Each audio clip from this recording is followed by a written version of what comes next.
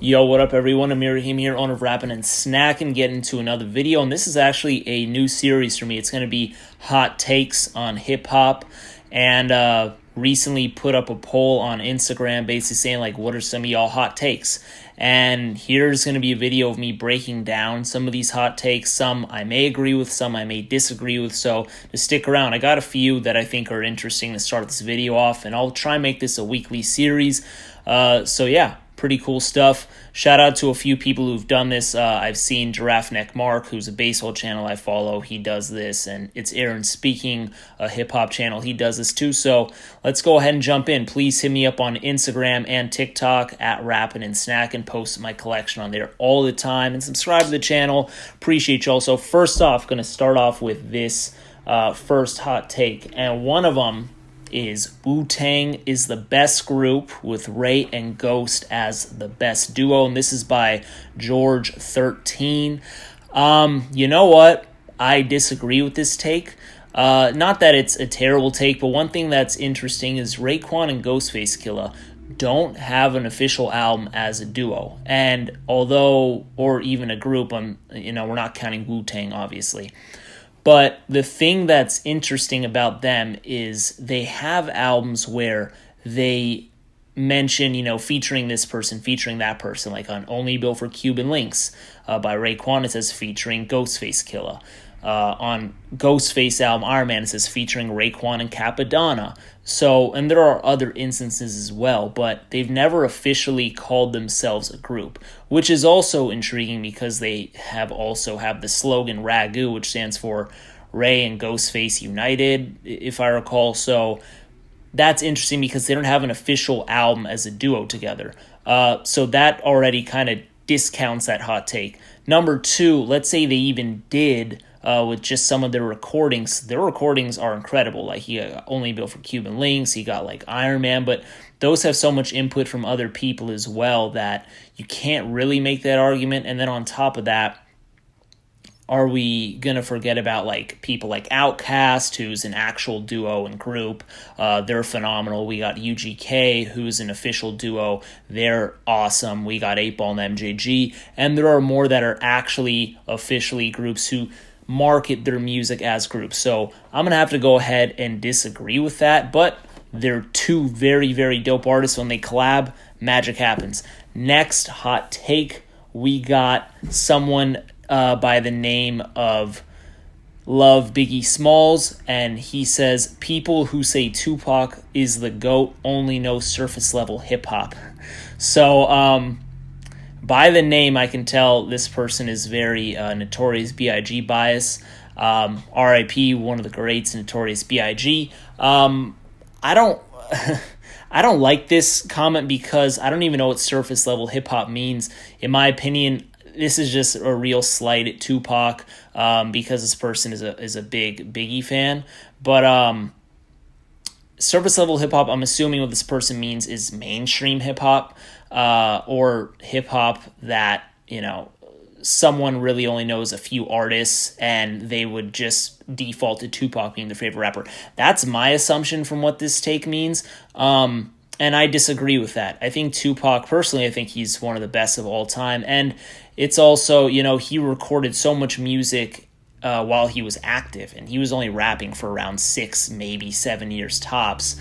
And he died at age 25. And he did release, if you're going to compare him to Biggie, because this person's name is Love Biggie Smalls, he recorded a lot more music than Notorious B.I.G., and a lot of it was great. It's not like it was just bad music. A lot of it was excellent music, and he recorded a lot of music that was posthumously released, too. And he still has more that are in the vaults. So, that's unfair. I also disagree with that take, but like I said, surface level hip hop, that's weird. It's not like there's an official dictionary definition on what that even means. So I go ahead and I will disagree with that, but it is frustrating when you see a lot of top 5, top 10 lists and all of them have Tupac at number 1, or even in those lists, you kind of want to see diverse lists. So I disagree with that. Next up, let's see another one. This is from Gonna Add It Up. Jeru the Damaja is better than Nas. That's a hot take right there. This is definitely a hot take. I'm gonna go ahead and say no. Jeru the Damaja, when most people even talk about him, they're only talking about 2 albums, and those 2 albums would be The Sun Rises in the East and The Wrath of Math. I've never heard anyone ever bring up any other album from Jeru the Damaja, and I've also never heard anyone talk about Jeru the Damaja post-2000, like his music post-2000. So that's an automatic no. Sure, you get a lot of people who just talk about Illmatic from Nas, but then you also have people talking about his new releases like King's Disease and King's Disease 2 and even his latest Magic. You hear people talking about Stillmatic. You hear people talking about Godson. You hear people talking about It Was Written. So just off of that, no way. Definitely not. And even if I were to take it from a perspective of, oh, I don't want to hear the outside noise of people always talking about Nas. No, because Nas is just a better MC. He's got a better catalog, and he still has proven that he can release music over the span of his career from the early 90s up until the early 2020s. So hard pass on that one. Next up, we got someone who's saying, okay, this is an interesting one. Malone Ington says rappers need 1 producer for an album. Now, this is interesting, and I don't agree and I don't disagree with this take. I don't even know if it's really a hot take, whatever. Anyways, it's very interesting because there is so much chemistry and so much great output when you have 1 producer and 1 rapper on an album. We've seen it time and time again, right? We've seen it, for example, with like DJ Premier and Guru on their Gangstar releases. So much chemistry there. We've seen it with like Deltron and so Del the Funky Homo Sapien, Dan the Automator. We've seen it like with Pete Rock and CL Smooth. We've seen so many instances of such great chemistry, but then we also see some instances like I was just talking about Nas. Illmatic has 4 producers on it. Big Daddy Kane's album, It's a Big Daddy Thing, that has 5-6 producers on it. You have multiple albums where there's so many different producers on it. So that's why I disagree. But with that being said, there are so many good albums where there's multiple producers, but there's also so many good albums where there's just 1 producer. But I think what this person is trying to say that artists are typically more focused when it is 1 producer, and there is greater chance of better chemistry. Nowadays, what a lot of people do is they try and get people off of a track list and they try and get people off of features. So what they'll try and do is they will enlist a hot rapper, put them on the feature list, and they'll enlist a hot producer and put them on the beat selection. So that is, I think, what this person is trying to allude to. Try and stick to a simple script, try and script to 1 and 1, and it will be a banger rather than trying to get like who's hot because the styles may not mesh. That's kind of what I'm grabbing from this, and like I said, I kind of agree, I kind of disagree, because you can see magic happen both ways. I do like that take because it did bring up a good conversation. Next up, we got this person named Oxy Guy, stating Snoop Dogg has only 1 good album, Doggy Style. So, no, that is a hot take. But you know what? I think a lot of people will agree with this. I think the wording is wrong. I think if this person said 1 classic album, I have an easier time to agree, because Doggy Style, I think most people would say, is Snoop Dogg's best album. And I definitely believe it is a classic album. If you want to argue if that's his only classic album, I wouldn't argue you there. I think that's a fair point. But to say he only has 1 good album is kind of wild. This guy has tons of albums. He's still releasing music, and a lot of them are good. You know, we have No Limit, Top Dog. We obviously have Doggy Style. We have The Last Meal. We have The Blue Carpet Treatment. You know, he's released a lot of good stuff. He also has like collab projects. So if you want to not include those, then sure, that's fine. But at the very least, he's got at least a handful of good to great albums, at least. Like I said, he has some that are lackluster, he has some that are mediocre, but to just say he has 1 good album is interesting, and I definitely am going to hard pass on that. Let's go to another one. We got someone saying, R Bravo. This person is saying 808s is better than My Beautiful Dark Twisted Fantasy. These are the two Kanye West albums, actually back-to-back albums, 808s being his fourth release and My Beautiful Dark Twisted Fantasy being his fifth release. And you know what? I'm going to disagree with that, but I don't necessarily believe it's a hot take.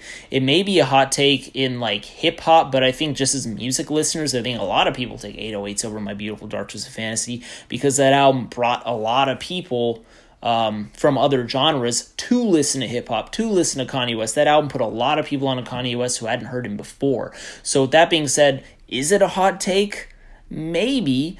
Do I agree with it? No. I think My Beautiful Dark Twisted Fantasy is not only my type of album more sonically and more lyrically, but also his approach to making that album, being on an island, flying certain rappers and producers there and creatives to there, having people dress up in suits certain days, having people watch pornography in certain days.